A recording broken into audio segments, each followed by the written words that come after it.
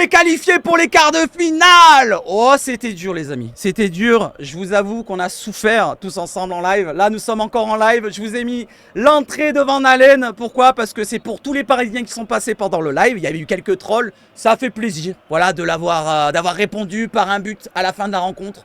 Jonathan Klaus qui nous libère à la 95e minute. On a subi pendant toute la rencontre. Ça a été un match à sens unique avec Villarreal qui nous a franchement marché dessus, on ne peut pas le dire autrement. Voilà, donc on a eu un énorme joueur du côté Villarreal, c'était Capou, voilà, qui nous a fait très mal. Sorloth nous a fait très mal. Mosquera qui rentre en deuxième mi-temps qui marque le 3e but. Au-delà de ça, on a eu une ou deux occasions où on aurait pu peut-être éteindre toute velléité espagnole, dont l'occasion à la 48e minute avec Aubameyang qui se présente seul face au gardien. Malheureusement, bah, il tire son petit piqué à côté du but. Derrière, on n'a pas eu d'autres situations. On a eu quelques contres à jouer, mais mal joués. On s'est fait manger dans l'engagement. Dans l'entame du match, déjà, on a été, au-delà de ça, on a été mangé dans tous les domaines aussi. Et franchement, félicitations à Villarreal pour son match qui a été très bien de leur côté. Nous, on a été très mauvais. Voilà, on n'est pas rentré dans une rencontre comme il le fallait. Merci quand même à la fin aussi à qui? À Paul Lopez. Pour ma part, Paul Lopez est l'homme du match du côté de Marseillais. Il n'y a rien à dire d'autre. Si vous en avez d'autres, n'hésitez pas dans les commentaires à me dire quel est pour vous l'homme du match en top. Pour moi, je ne vois que Paul Lopez. Parce que pendant le live, on me parlait de Mbemba. Mbemba, certes, a sauvé la première occasion avec son tac magnifique. Mais derrière, combien de relances manquaient d'Mbemba? Combien de relances manquaient? Même de Balerdi. Meïté aussi, même en deuxième mi-temps aussi, qui a été peut-être un petit peu en dedans. Cela dit, c'est peut-être Meïté qui s'en est sorti le mieux en défense. Je ne sais pas ce que vous en pensez. Merlin qui couvre le deuxième but. Sur le premier but, il se fait manger.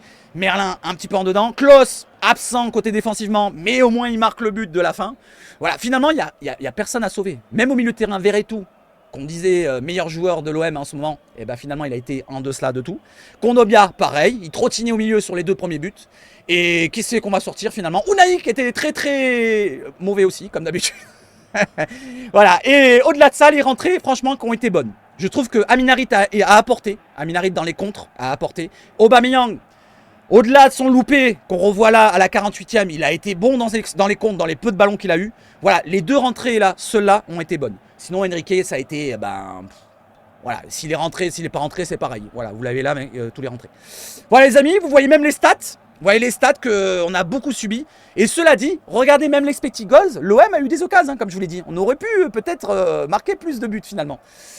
Voilà les amis, donc l'OM se qualifie en quart de finale. Le tirage au sort aura lieu demain. Je vous montre vite fait, tiens, on va sur l'autre écran. On va regarder quelles équipes on affrontera possiblement. C'est pas encore sûr. Pour l'instant, les matchs ne sont pas terminés puisque on est à peine à 20h46 et le prochain match auront lieu à 21h. Il y a déjà l'AC Milan qui est qualifié, West Ham qui est qualifié, Marseille qui est qualifié et Benfica qui élimine les Rangers. Liverpool a gagné largement au match aller 4-1 je crois du côté de Prague, je crois un truc comme ça, ou 4-2, je sais plus c'était quoi le score exact, ou 4-0. Donc ils vont se qualifier, Liverpool. La Roma qui a gagné contre Brighton, ils vont se qualifier normalement. Et il reste l'Atalanta qui a fait match nul contre le Sporting ou Leverkusen qui a fait match nul contre Karabag. Leverkusen, je pense qu'ils vont se qualifier. Et l'Atalanta, je pense qu'ils sont un cran au-dessus du Sporting. Selon vous, qui va se qualifier entre Sporting et l'Atalanta? N'hésitez pas à me le dire. Et surtout, pour demain, donnez-moi l'équipe que vous voulez dans les commentaires. Est-ce que vous voulez un Liverpool pour un gros affrontement et pour un souvenir des années valbuenesques? Ou alors Drobesque, je sais pas comment on dit. Ou alors un autre club peut-être plus abordable comme le plus abordable, je sais pas c'est lequel finalement. Est-ce que c'est pas West Ham? Et encore que, c'est compliqué, il y a des super joueurs là-bas à West Ham. Camara je crois, Bouba Camara, le retour de Camara au Vélodrome. Ah bah non il est blessé, je suis con. Il est blessé Camara. Oui il est blessé. Bon bah on pourra pas le revoir. La Roma compliqué, l'Atalanta compliqué, l'AC Milan compliqué pour les trois Italiens. Leverkusen invaincu depuis le début de saison, ça va être compliqué. Et Benfica, un club habitué aux Coupes européennes, et même à la Champions League. Franchement, le niveau de ces quarts de finale, ça ressemble à pratiquement un niveau presque, allez, Champions League un cran en dessous, mais juste un tout petit, vraiment tout petit, parce que Liverpool-Benfica, c'est niveau Champions League tous les ans, vu qu'ils jouent tous les ans la Champions League. L'AC Milan, c'est pareil, Leverkusen, c'est pareil cette année. La Roma, qui joue parfois la Champions League, même un petit peu moins souvent que les autres, mais quand même. L'Atalanta aussi. Il n'y a que West Ham qui a fait un office d'autres clubs non niveau Champions League. Voilà les amis, j'espère que vous êtes heureux. Moi je suis heureux au fond du fond. Finalement, voilà, on a subi. J'ai perdu 10 années de ma vie là, pendant ce live là. J'ai cru mourir en plein live, mais on n'est pas mort. Voilà, l'OM n'est pas mort. C'est peut-être le pire match sur l'air gacé. Voilà, la première défaite, elle arrive maintenant.